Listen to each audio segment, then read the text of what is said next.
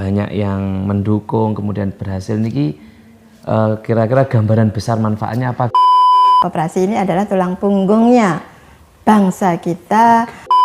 Pelatihan marketing, pelatihan pemasaran, kita ajak kemana-mana. Tapi kalau komitmen sebagai masyarakat tidak kemudian dikembangkan. Dan alhamdulillah hari ini Jawa Timur the best. Yang pertama se-Indonesia mendirikan Koperasi Merah Putih. Semuanya sudah selesai 100%.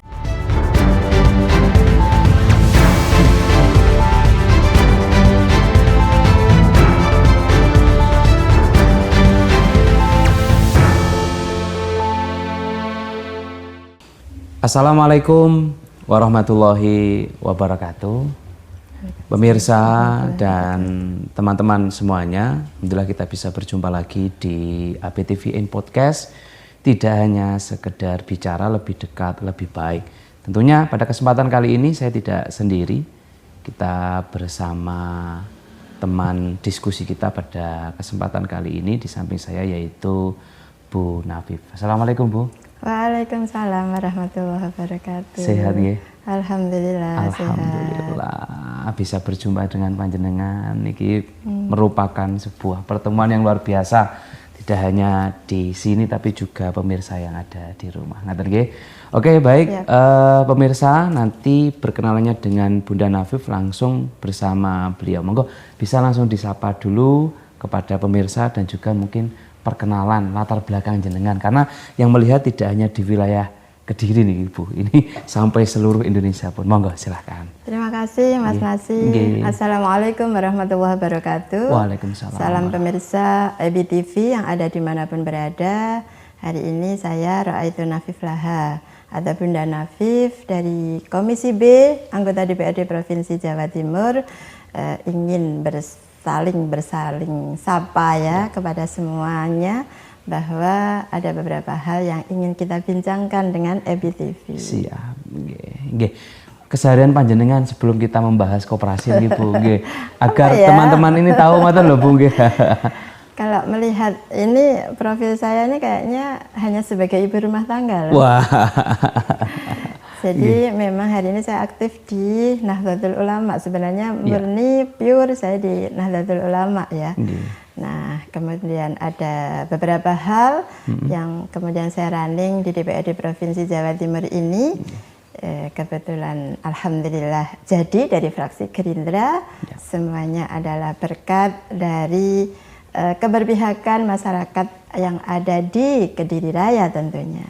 Karena mungkin saya sudah dikenal di wilayah Kediri begitu. Berarti luar biasa, tidak hanya ibu rumah tangga ternyata. Sebenarnya ibu rumah tangga. Jadi memang luar biasa. Nah, kita sedikit bergeser berkaitan dengan komisi yang hari ini panjenengan berada di situ. Kita bisa diceritakan komisi B itu bergerak dalam bidang apa gitu Bunda? Ya kita kalau ngomong komisi B mitra kita ada beberapa ya, ada 12 ya. Yang pertama ini salah satunya adalah Dinas Koperasi dan UMKM, di mana kita hari ini mau berbincang terkait koperasi. Ada Dinas Pariwisata, Dinas Perindustrian, kemudian Dinas Kehutanan dan lain-lain. Tetapi hari ini kayaknya kita lebih fokus kepada koperasi aja ya. Jadi karena apa? Koperasi ini adalah tulang punggungnya bangsa kita, bahwa ekonomi kerakyatan kita ternyata survivalnya adalah melalui koperasi ini salah satunya. Bagaimana UMKM bangkit dan ternyata juga beberapa adalah koperasi-koperasi kita ini. Dan benar-benar kekokohan ekonomi kita di Indonesia ini melalui koperasi ini.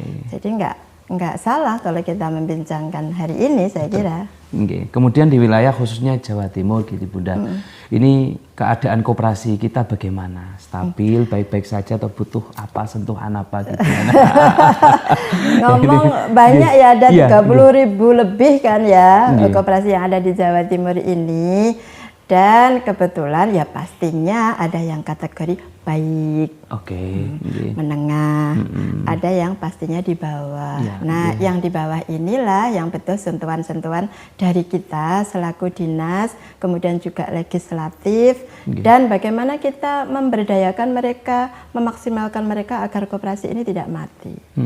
Nah, ini juga butuh beberapa hal. Salah satunya adalah memainkan peranan masyarakat untuk tetap survive, untuk tetap menjaga komitmen bahwa di dalam berkoperasi itu yang namanya simpan pinjam, yang namanya sumbangan wajib, sumbangan sukarela, kemudian bertanggung jawab atas pinjamannya kalau simpan pinjam, kalau terkait kemudian ekonomi atau ada kan yang tidak hanya simpan pinjam, perdagangan, misalkan saling memberikan apa itu, oh ini UMKM saya, ini bagaimana, kita ajak kemana, oh pelatihan di sini, oh pameran di sini dan sebagainya. Nah ini sudah bagus sekali, saya lihat di Kediri sudah luar biasa, baik kota maupun kabupaten. Tetapi pastinya masih saja ada beberapa yang layah ya walayamut, tidak mati juga tidak hidup. Nah ini yang perlu mendapatkan sentuhan-sentuhan agar kita bisa memaksimalkan kekokohan koperasi ini. Oke, sebelum kita ke langkah-langkah Bunda, ada kalau saya gini kan, orang awam ini, ketika berbicara koperasi, wah ini pasti simpan pinjam. Padahal ternyata dawuh jenengan tadi tidak. Nah ini mungkin bisa diceritakan beberapa macam koperasi ini yang ada di wilayah kita. Ya, ada koperasi yang terkait apa ya namanya itu? Ya itu tadi perdagangan ya, namanya? Pemasaran, koperasi pemasaran. Jadi tidak hanya pinjam-pinjam tapi koperasi pemasaran. Nah ini yang perlu kita kembangkan sebenarnya. Bagaimana anggota koperasi kita memiliki dagangan, memiliki sumber daya yang dimana mereka punya produk yang bagus, yang perlu kita up di dalam koperasi itu. Dan terus kita pasarkan secara meluas. Nah, ini penting. Nah, ini yang kayaknya belum maksimal kita lakukan. Walaupun sudah beberapa saya lihat itu bagus juga. Kemarin saya sempat cek koperasi wanita. Banyak yang mati juga. Banyak yang mati. Pada waktu itu gubernur juga sangat-sangat luar biasa meng-push terkait keberadaan koperasi wanita ini. Tapi lagi-lagi memang satu pesan kita kepada masyarakat, ayo bertanggung jawab bersama. Nah ini penting, karena ini terkait sumber daya manusia. Ayo bertanggung jawab, jaga komitmen di antara anggota, maka ini nanti akan langgeng. Tapi kalau tidak, sudah deh pasti wassalam. Nah, ini gini, saya penasaran, kenapa jenengan meminta masyarakat untuk bertanggung jawab? Ada apa sebenarnya di masyarakat ini? Masalahnya di mana Bunda gitu ya? Kalau kita ngomong hanya pemerintahnya, legislatifnya, lah ini masyarakatnya juga ikut bertanggung jawab. Maka 3 pilar, 3 poin, satu adalah eksekutif, yang kedua adalah legislatif, yang ketiga adalah masyarakat. Ketiga-tiganya ini adalah menjadi satu kesatuan yang tidak bisa kita pisahkan, harus saling berkolaborasi. Kalau ini tidak kita lakukan, gimana? Mau menghidupkan atau giroh semangat untuk berkooperasi dengan baik dan benar. Walaupun misalkan pemerintah sudah mengasih pelatihan ini, digitalisasi, pelatihan marketing, pelatihan pemasaran, kita ajak kemana-mana. Tapi kalau komitmen sebagai masyarakat tidak kemudian dikembangkan, berat juga. Nah, satu lagi masyarakat juga mungkin berteriak, saya banyak mendapat keluhan, Bu kita tuh nggak punya modal dana. Wah rata-rata nih pasti pertama kali. Modal dananya gimana? Oke. Kalau secara pribadi saya ngasihkan nggak mungkin juga. Bisanya cuma berapa ngapernya. Nah ini yang perlu kita bincangkan secara bersama. Artinya regulasi di pemerintahan daerah juga harus proaktif, propur, dan juga mengangkat derajat masyarakat yang ada di bawah UMKM itu. Maksud saya gini, nggak tebang pilih. Oke. Ini harus jangan tebang pilih. Nah, ini kita harus kalau sudah sebagai masyarakat, sebagai pemerintah, sebagai legislatif, sudah deh semuanya harus sama rata, harus sama fair. rata. Jadi semuanya harus memiliki semangat yang sama untuk mengembangkan koperasi ini. Nah, sementara untuk yang panjenengan lakukan dalam rangka pembinaan untuk koperasi-koperasi yang kalau yang sudah baik sih manajemennya kira-kira dibiarkan kan sudah aman lah. Yang mungkin berada menengah ke bawah sampai layah ya walayah mutu nih pripun iki untuk jenengan langkah-langkahnya ya sudah jenengan lakukan. Hari ini saya minta kepada Dinkop beberapa pelatihan. Dan kita sudah melakukan satu pelatihan kemarin itu terkait digitalisasi. Terima kasih juga atas peran aktif Dinkop Koperasi Jawa Timur ini untuk memberikan pelatihan kepada masyarakat yang ada di seluruh Jawa Timur, nggak hanya Kediri, semuanya. Dan itu cukup appreciate kita kepada Dinkop. Dan saya juga menyampaikan ini jangan hanya sekali, tapi butuh beberapa kali untuk terus kita mendorong masyarakat ini mengikuti hal-hal yang benar-benar dibutuhkan oleh mereka. Ternyata mereka review ulang saya, review ulang ketika habis pelatihan, mereka senang, sangat senang. Baru gini, Ibu kita bisa ketemu BI dari BI, Ibu kita diajari apa sih, dan mereka nggak tahu juga ChatGPT, begitu saya ketawa juga. Siap. Terus Bu kita itu seneng loh, kita diajari rebranding dan sebagainya. Nah ini saya menjadi oh ya Allah ternyata mereka senang banget ya, dan selama ini belum tersentuh. Walaupun sudah sedemikian banyaknya baik kabupaten, kota maupun Jawa Timur menggelontorkan pelatihan, menggelontorkan program, tapi ternyata masih ya masyarakat kita besar ya, tetap saja masih ada yang tertinggal dan harus kita perhatikan. Kemudian untuk langkah ke depan, regulasi ataupun mendorong ini agar merata mungkin. Pak Dinkop Jawa Timur ini bagaimana memperbesar APBD-nya atau pos untuk Dinas UMKM ini, Koperasi dan UMKM ini besar deh. Karena gini ya, ternyata yang butuh Masya Allah mayoritas itu yang dibutuhkan. Kita kalau ke bawah sudah deh. Satu itu koperasi, yang kedua UMKM, yang ketiga yang sempat disampaikan itu adalah sertifikasi halal yang dirasa memberatkan oleh sebagian UMKM kita di tingkatan menengah ke bawah. Nah ini kita harus duduk bersama juga antara pemerintah, DPRD, kemudian masyarakat. Ayo gimana nih caranya kita mendorong masyarakat untuk sertifikasi halal ini, mereka nggak merasa terbebani. Karena mereka nyuwun sewu, Ibu berat itu Ibu, berat ternyata. Itu kok mahal ya sertifikat, saya kira ya nggak mahal-mahal amat, tetapi memang harus kita carikan solusinya. Nggak mungkin kita tutup mata. Kalau yang menengah ke atas saya kira fine-fine aja deh.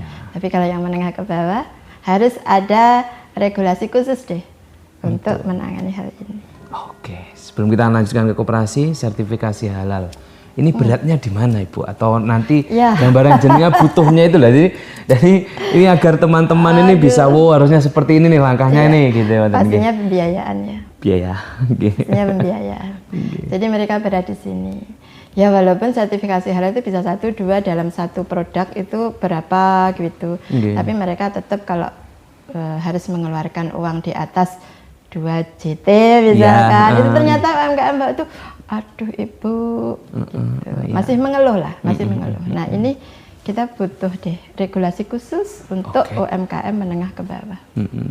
Jadi harus ada regulasi khusus untuk mengatasi keluhan. Bahkan kemarin saya di mana ya itu, saya diginikan, ya ada pesan, Ibu selaku DPRD, Komisi B tolong dong, apa, sertifikasi halal aja yang lainnya tidak. Khusus, jadi pesannya itu khusus sertifikasi halal, yang lainnya tidak deh, saya kira nggak minta apa-apa, sertifikasi halal aja deh, kita dibantu itu.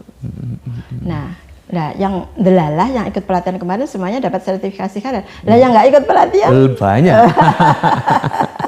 dan gratis maksud saya. Nah ini yang nggak ikut, nah ini berat juga, aduh saya ngomong apa ini. Betul.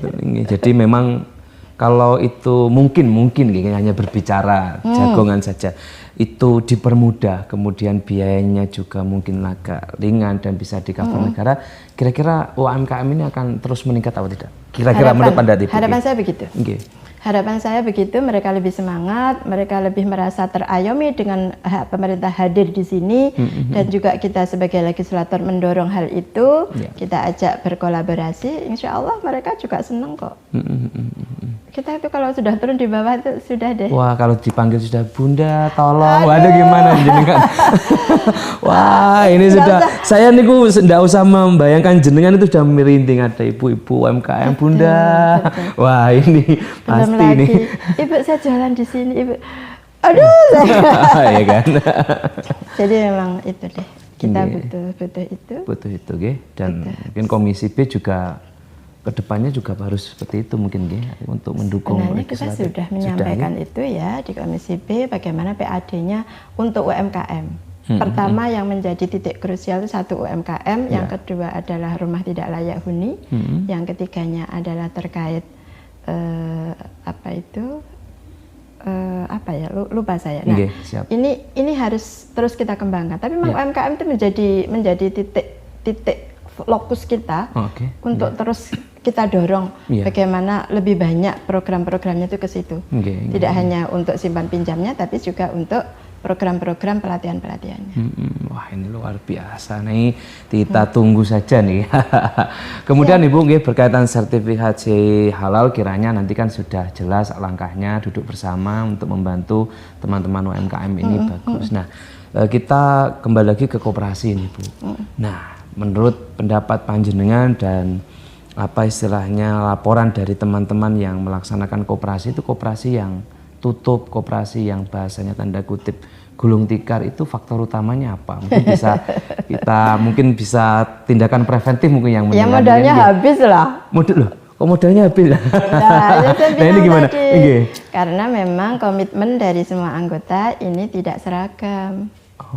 Coba kalau komitmennya sama, bahwa ini adalah uang kita bersama, kita bertanggung jawab bersama, kalau ada yang nyimpan maka kita gunakan bersama, kalau ada yang pinjam harus mengembalikan, pasti aman-aman saja. Tapi ketika sudah ada yang macet, nggak mengembalikan, nggak bertanggung jawab, selesai.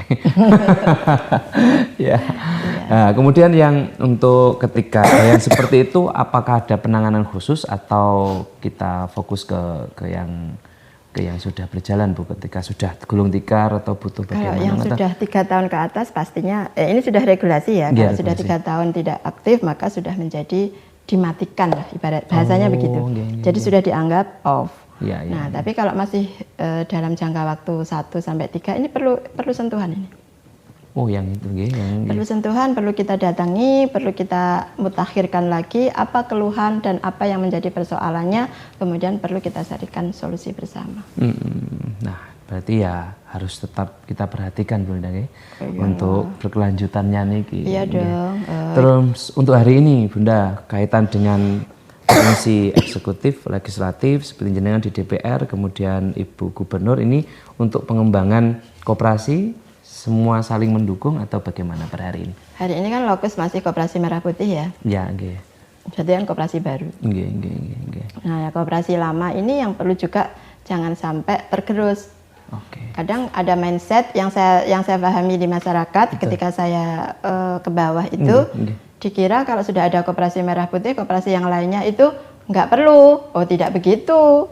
Koperasi Merah Putih ini adalah koperasi miliknya masyarakat semuanya, milik warga desa. Kebutuhan warga desanya apa, kemampuan warga desanya apa, potensi desanya apa. Nah, ini yang harus menjadi lokusnya dari Koperasi Merah Putih. Nah, kalau koperasi yang sudah ada kan memang mereka sudah bergerak lama. Simpan pinjam, pemasaran dan sebagainya. Nah, ini yang perlu kita sampaikan bahwa ini berbeda, tapi semuanya harus saling support. Karena ini menjadi programnya Pak Prabowo, bahwa Koperasi Merah Putih harus berdiri, dan alhamdulillah hari ini Jawa Timur the best. Tepuk tangan buat Jawa Timur. Yang pertama se-Indonesia mendirikan Koperasi Merah Putih. Semuanya sudah selesai 100%. Alhamdulillah. Alhamdulillah. Ini juga prestasi juga untuk Komisi B juga nih, mendukung nih, Bu. Sangat dong. Apalagi kita dari fraksi Gerindra. Jelas. Harus dong, karena sesuai dengan asta cita Bapak, gitu kan. Yang nomor 2 itu bagaimana mendorong perekonomian rakyat yang perekonomian lokal, kemudian perekonomian hijau, ekonomi kreatif, dan semuanya itu harus kita dorong. Nah, kita sebagai kadernya juga tentunya nggak akan keluar dari jalur itu.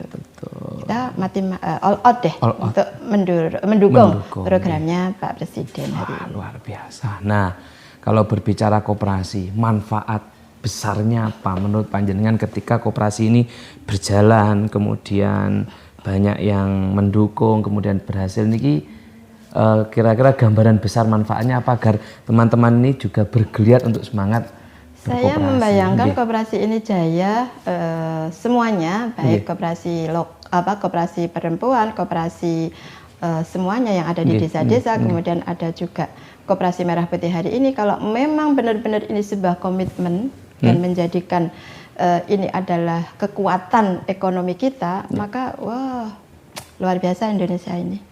Gemah ripah loh jinawi itu benar-benar nyata.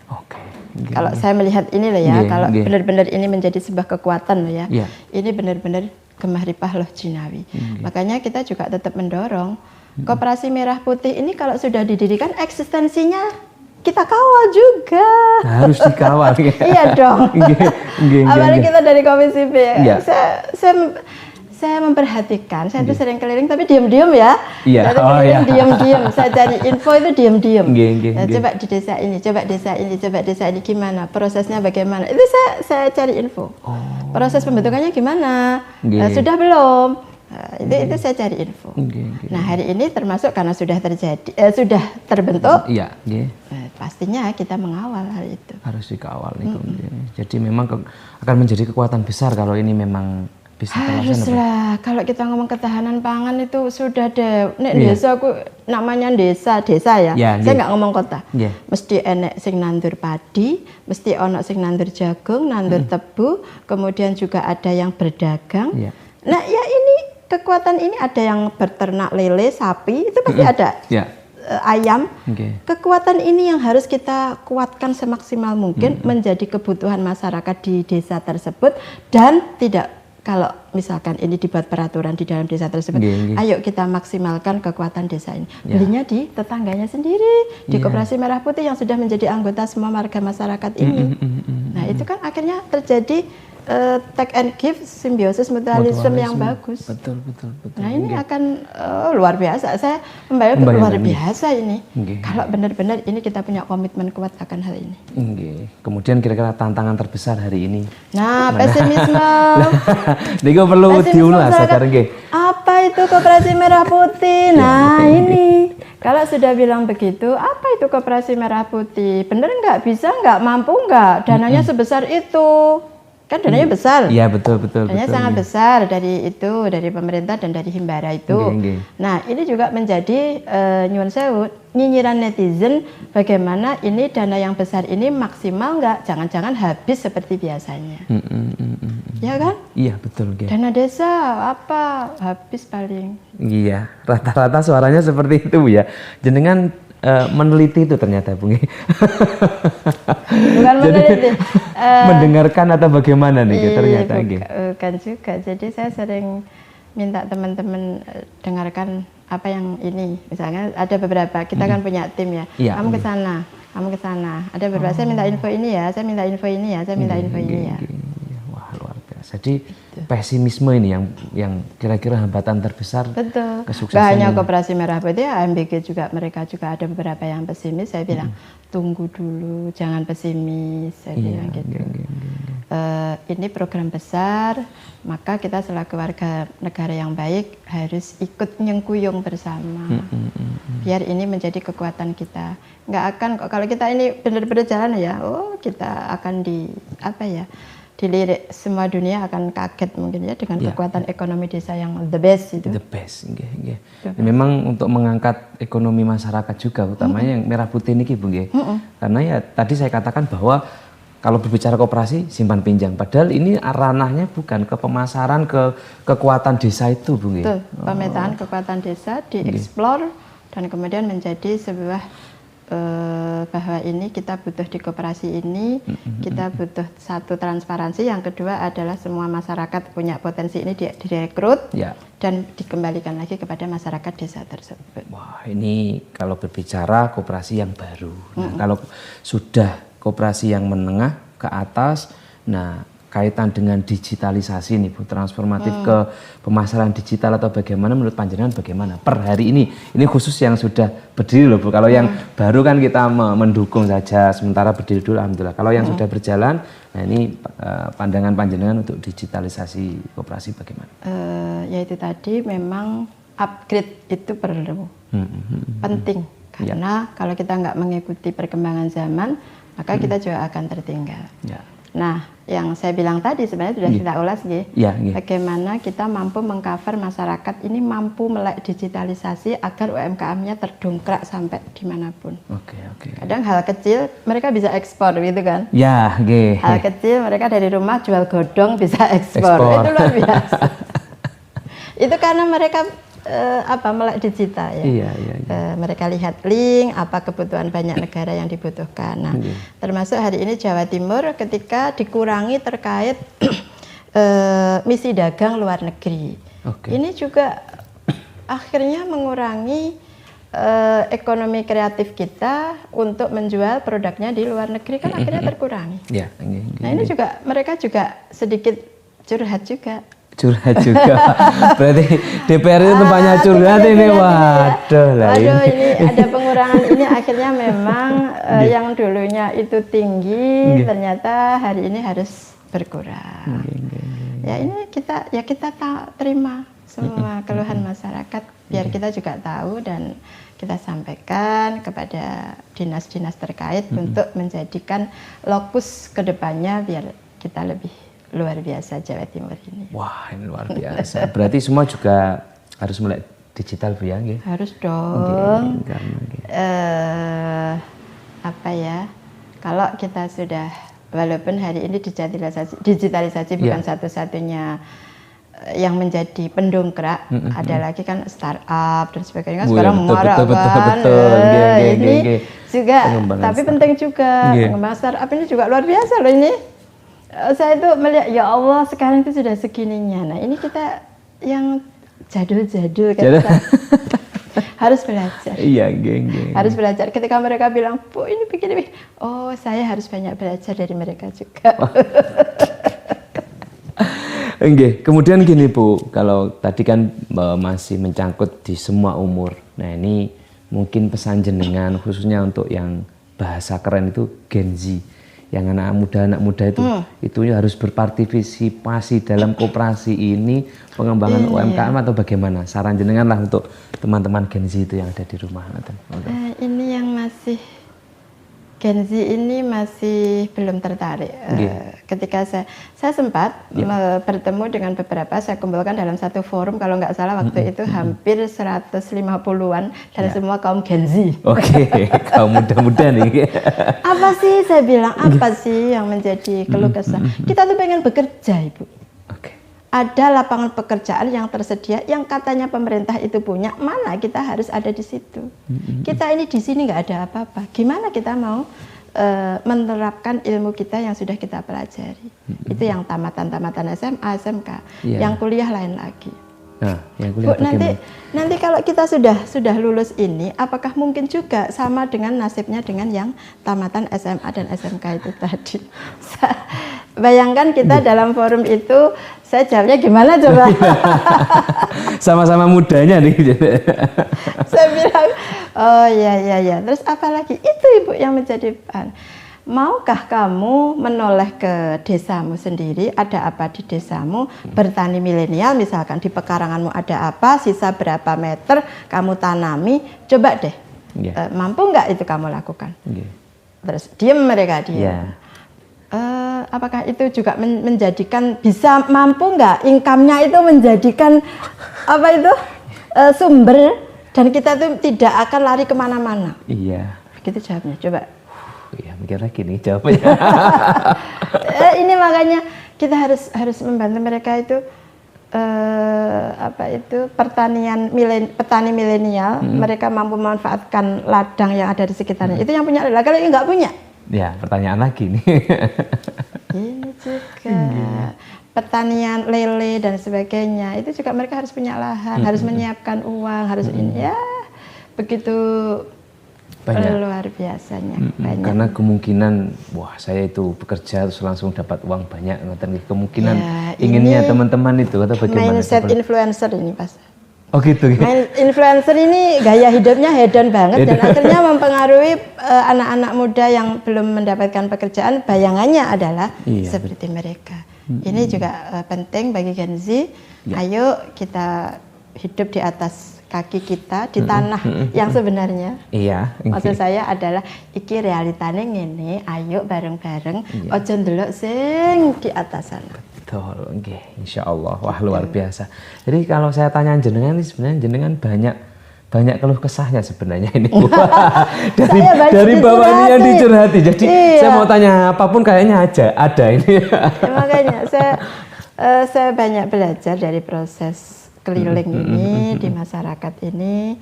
Jadi memang saya tulis oh ini ya butuhnya ini oke.